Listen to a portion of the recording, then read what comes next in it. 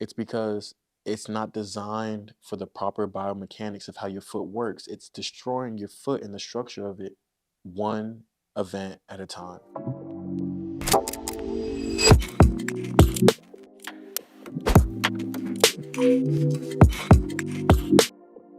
Wearing high heels all the time, I get it. One night out, it matches with the outfit.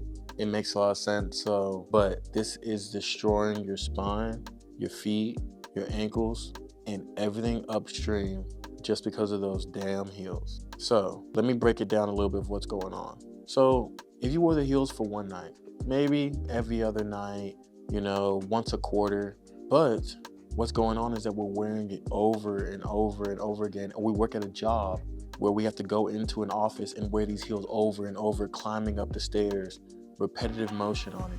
And if you talk to any woman that wears heels, there's maybe 1 out of 1 million that I've talked to that said that heels feel good.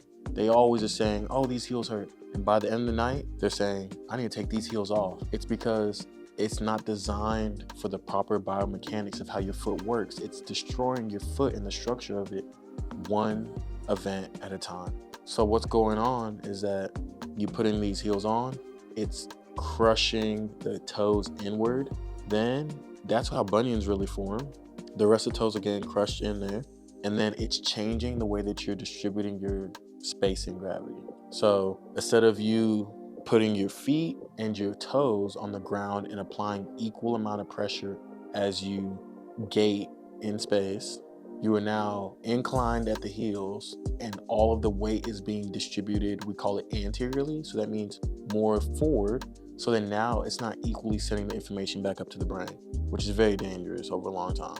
Because now most of the tension is going on to the toes, which activates the calves, which weakens the other muscles that usually get activated when the heel is touching the ground. So now you're just sending a lot of strength into the calves, causing a lot of tension on there, which puts tension on the knees. So then the knees start to get tension on the front. And so we'll see that patella tendon start to get some wear and tear on it. Then that means that, of course, it can't just affect the knees, because if the knees get affected, now we're feeling it in the hips. So now the hips are starting to, we call it anteriorly tilt. That means that they start to lean forward, so you get some of that sway back, lumbar lordosis, excessive lumbar lordosis.